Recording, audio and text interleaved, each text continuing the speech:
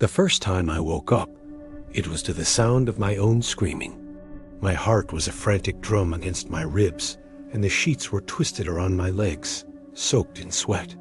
The dream had been terrible. A dark, formless thing with too many eyes had been chasing me through a maze of corridors that shifted and changed, the walls breathing in and out. But now I was awake.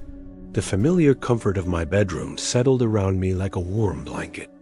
The moonlight cast long, peaceful shadows across the floor.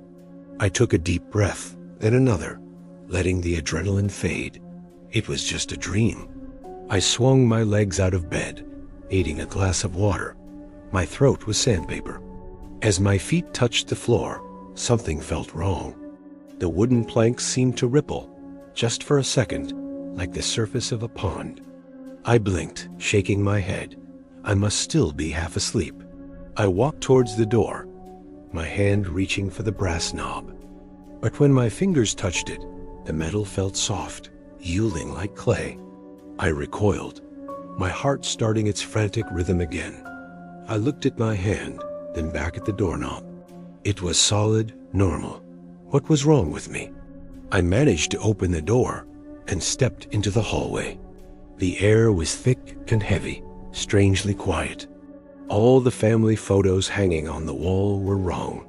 The faces in them were distorted, their smiles stretched into grotesque, impossible grimaces. Their eyes were just dark, empty smudges. A cold dread, colder than anything I'd felt in the dream, washed over me. This wasn't right. This wasn't real. I had to be dreaming. I squeezed my eyes shut, digging my nails into my palms. Wake up, wake up, wake up. And then I did. I gasped, bolting upright in bed. Again, the same sweat-soaked sheets, the same frantic heartbeat. Sunlight was now streaming through the window, a brilliant, reassuring gold. The nightmare had been even worse this time, a layered delusion. The distorted photos, the melting doorknob. My mind had played a cruel trick on me. I laughed, a shaky, relieved sound. It felt so real. I looked around the room. Everything was normal. The solid oak dresser, the stack of books on my nightstand, the slightly crooked painting of a ship at sea. Everything was exactly as it should be. I got out of bed, feeling a bit foolish. I walked to the window and pulled back the curtain, eager to see the morning. But outside, there was nothing. Not an empty street, not a blank sky, but a swirling vortex of impossible colors, a chaotic, silent storm of light and shadow. The world beyond my window was gone. My breath hitched. I stumbled back, my hand flying to my mouth. This is not real. It's another dream. It has to be. I ran to my bedroom door and threw it open, expecting the hallway of distorted photos. But the hallway was normal. The photos were fine. My mom smiled from a frame. My dad beside her, their faces clear and loving. I could hear the faint clatter of dishes from the kitchen downstairs, the smell of coffee drifting up. Relief hit me so hard, my knees felt weak. It was a dream within a dream, a false awakening inside another. My brain was clearly working overtime. I laughed again, this time with genuine relief, and headed downstairs. My mom was in the kitchen, her back to me, humming a familiar tune as she stood at the stove. "Morning, sweetie," she said without turning around. "Rough night?" Her voice was a comfort, the most real thing I'd heard all night. "You have no idea," I replied, slumping into a chair at the table. I had the most terrifying dreams. She turned, a plate of pancakes in her hand. "Tell me about it," she said, her voice warm. But it wasn't her face. It was a smooth, blank expanse of skin. No eyes, no nose, no mouth. Yet the voice came from it, warm and maternal. "Pancakes?" I didn't scream this time. I was too frozen, too lost.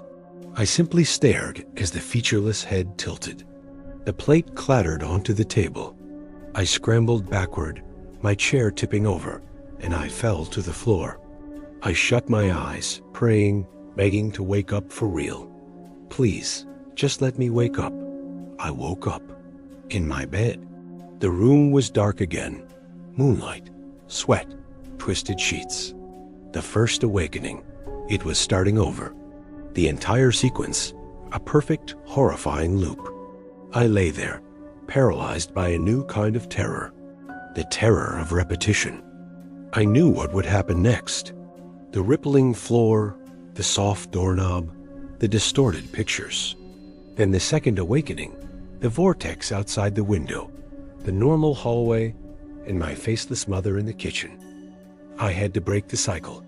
This time, I didn't get out of bed. I stayed put, my eyes scanning every inch of the familiar darkness. The shadows in the corner of the room seemed deeper, darker than usual. They weren't just shadows. They were congregating, pooling together like spilled ink. They began to crawl up the walls, slow and deliberate, tendrils of pure blackness creeping towards the ceiling. They moved with a purpose that made my skin crawl. The air grew cold, and a low hum vibrated through the floorboards. I watched, unable to move, as the shadows converged above my bed, forming a dense, pulsating mass. It hung there, a hole in the fabric of my room, a gateway to the place from my very first dream.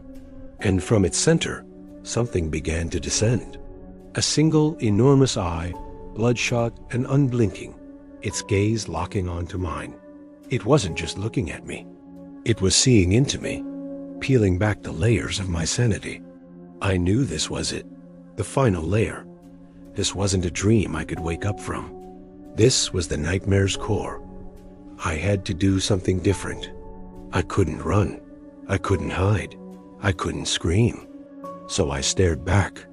I focused all my will, all my terror, all my desperation into that gaze. "What do you want?" I whispered, my voice a dry rasp. The room began to distort around the eye. The walls buckled and warped, the furniture stretching and compressing as if it were made of taffy. My bed tilted at a sickening angle, but I didn't look away from the eye. Its pupil dilated, drawing me in. The low hum intensified into a deafening roar that filled my skull, shaking me to my very bones. I felt a pulling sensation, as if my consciousness was being drawn out of my body, sucked towards that terrible, watching eye.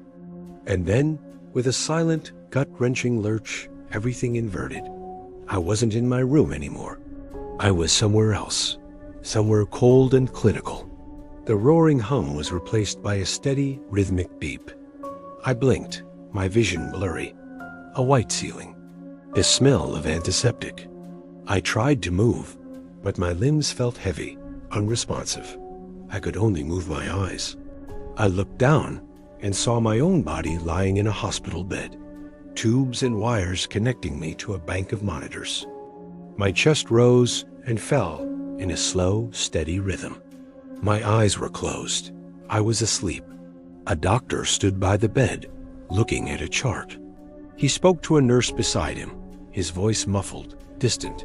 "No change," he said, still completely unresponsive. Locked in.